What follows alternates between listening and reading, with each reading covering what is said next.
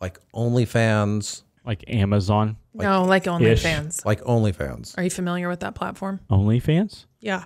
Like only the 3 people that voted on your Facebook page for ugly sweaters? No, it's a different OnlyFans. Bless his heart. You'll have to Google that when you leave here again. Safe search. That and off. members only jackets. I'm going to chat GPT it. Oh, do that. Welcome, Ben. Where you from? Where'd you grow up? Who are you? Who's Ben? Ben Henwood. Ben? Yes, Ben Henwood. I was born in Wichita and lived here till I was 5 years old. Moved to Washington State. My father worked for Boeing Aircraft. Do you know what hospital you were born at? No. Oh. Wesley. One that's still standing. How do you know? Grew up in Washington State, graduated in 93, and spent summers as a child back in Wichita because my grandparents and uncle cousins lived here. Okay. So was fortunate enough to grow up being able to be around my family, extended family. So had a lot of great memories of Wichita. So after I graduated high school, I decided I had enough of the parental areas. So the parental unit. So did you rebel your way to Wichita, Kansas? Or did you go somewhere else? Yeah, no. Yeah, graduated and stayed here. Drove out. You're like, forget 2 middle Washington. fingers in the air. Wichita. Drove out to, Wichita. I was like, this seems like a smart idea. Let me leave this boring state of rivers and mountains and forest and activities. And I'm going to drive to Satan's butthole flat, Kansas, and spend the rest of my life here and die. Seems like a good idea. So you're in retail sales, mostly. Yeah. After college. And then where did you go to college? Manhattan Christian College for a couple of years. Okay. And then and you finished, you obviously didn't finish there? No. I'm a proud dropout. Okay. Got married. Sounds like a recipe for entrepreneurship. Yeah. Maybe. Yeah, no, I mean, like my wife and I got married. Not everyone. I was just like, I don't feel like I want to do youth ministry anymore. So I was like, just trying to find your path. I mean, I was young, and then moved back to Wichita. I was working. My first job was bay singer, police supply back here. Okay. Wow. And this was like old school days when he had the mobile vans. I worked out of the mobile vans and I sold cell phones. Yeah, and that was cool until winter. And it was like, and then it was really cool. It was like, hi, it's 10 degrees outside, and this door is open, and my little ambulance light's going on. Ambulance light going. And, the van's running, and that's why you can stay in that cold bath for 3 minutes. You were accustomed to it from then. Yeah, realized this sucks. You sold cell phones out of the bay singer van. Yes. That's exactly what I did. After cell phones, took a job at Midwest TV and Appliance. So it was like electronics, appliances, furniture. Worked my way up to assistant manager. Left because the manager was just kind of a bad human. Like a pickle? I mean, like they had a record of like once you made management, like you just quit working and you basically just delegated everything and you just made a check. And so I quit after a while. And went to work for Horton's Carpet. So that brings us full circle into this flooring business that we have now. And I worked there for about 5 years, learning the business, and learned a lot along the way and had an opportunity to branch out. Okay, so one of my favorite stories that you've told me over the years of us knowing each other is how you would go and prospect for customers at Lowe's. So if you could, was it Lowe's or Home Depot? Oh, yeah. Okay, give everybody this story. This is awesome, Chris. Sure. You're gonna love it. So the guy that I left Horton's for to go to work, worked there for a couple years, and would you describe Horton's as a chick magnet?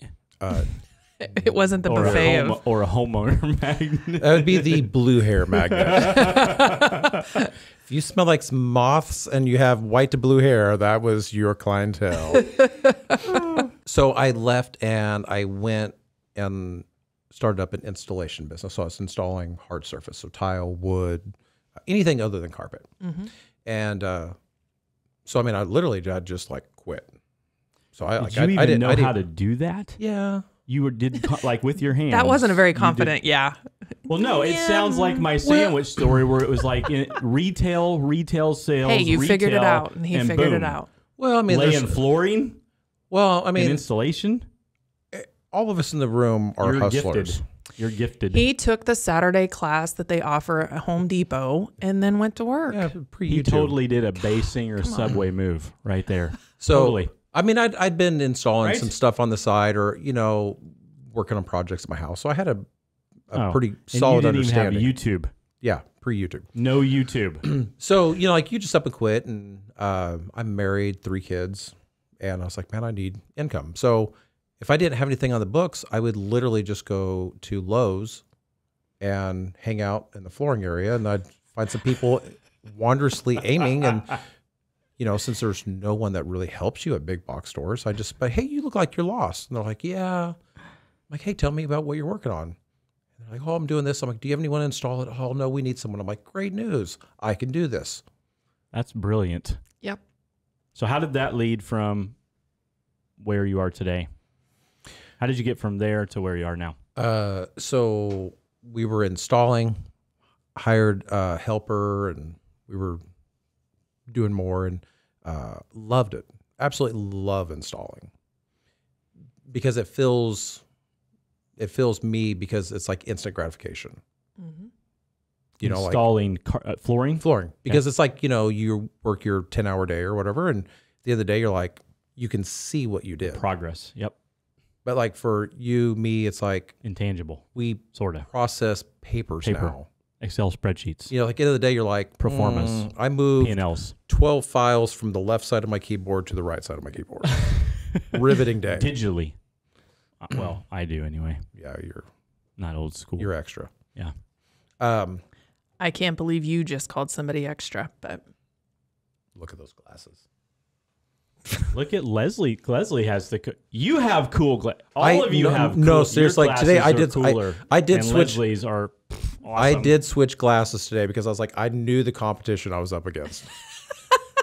Leslie's glasses look like they could literally sparkle with the I Dream of Jeannie. I think if you turn the lights off, they might.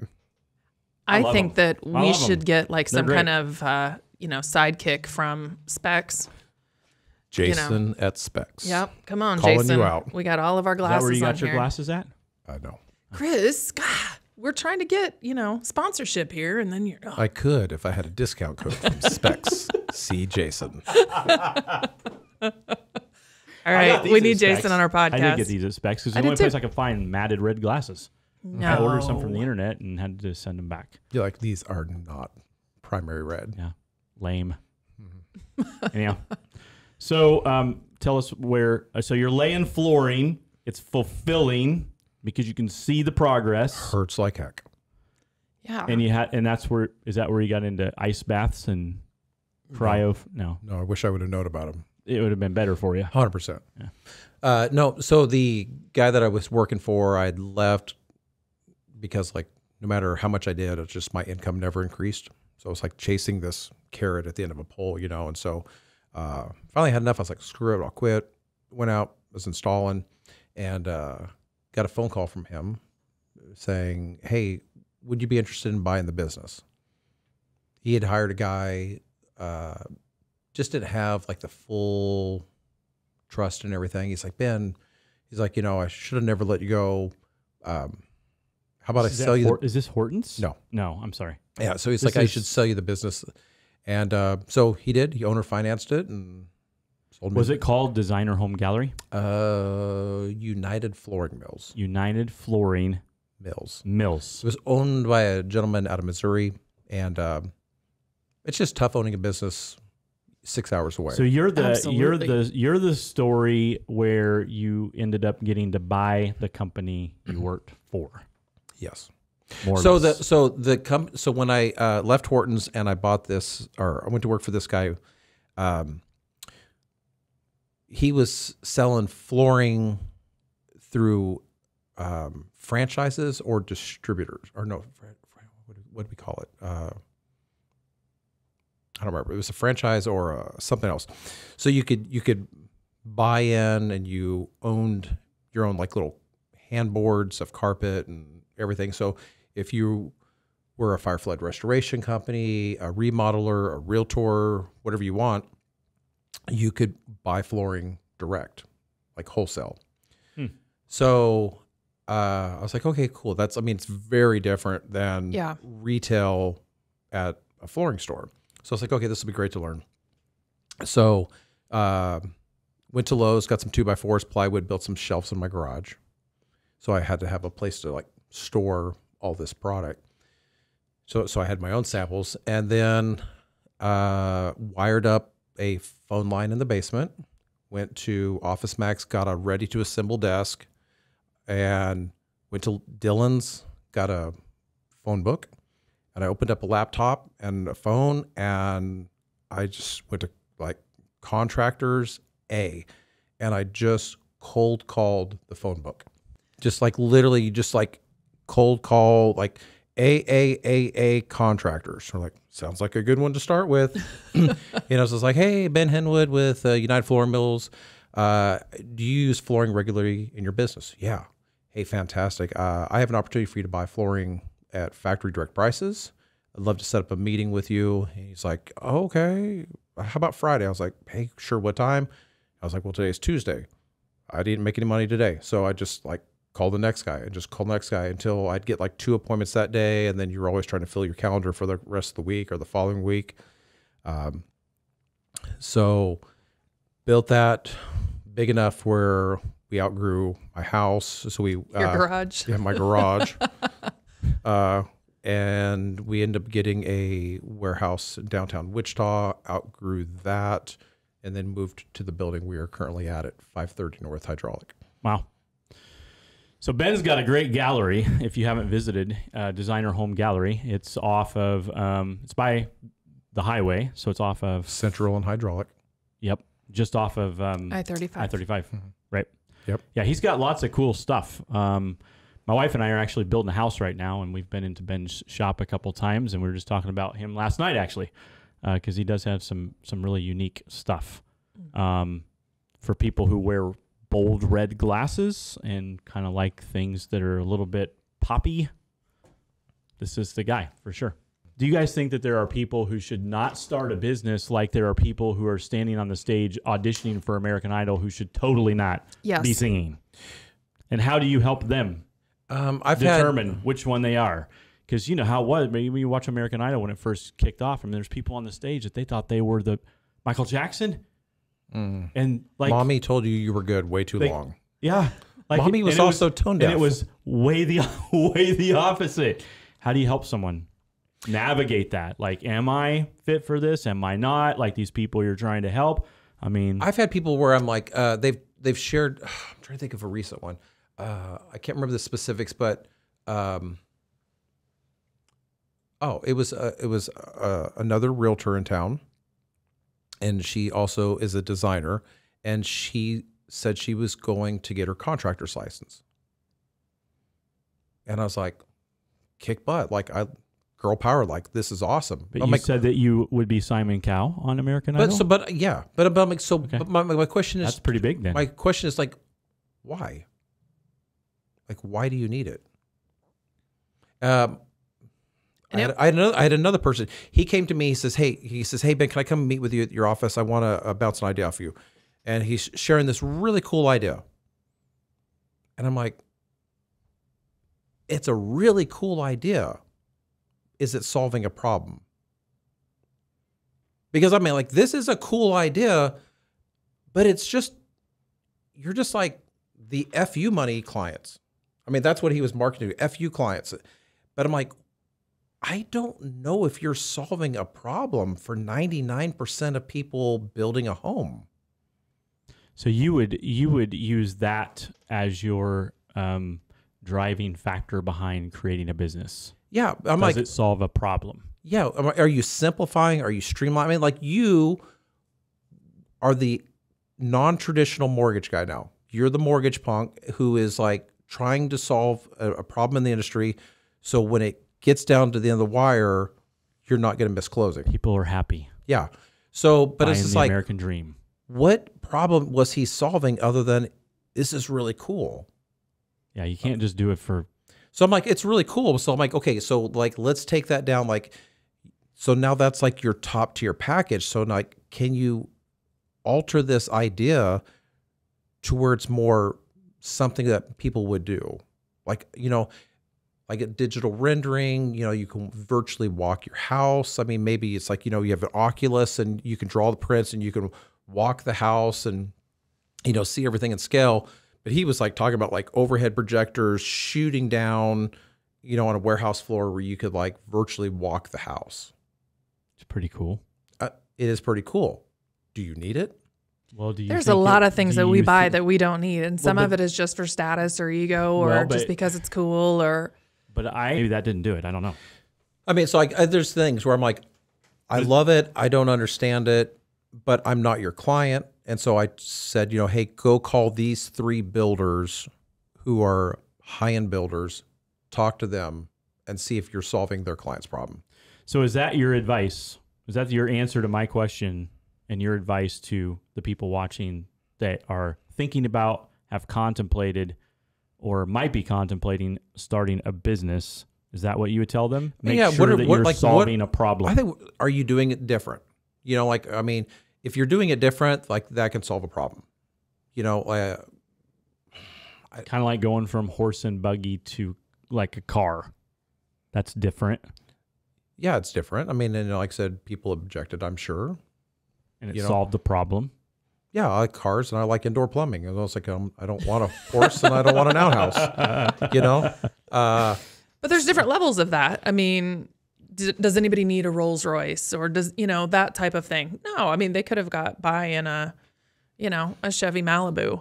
Mm-hmm. But they're still, I mean, we were talking expensive Leslie, faucets the other day. In the world, I mean, well, it has to be things that people strive for and people want just because they want it.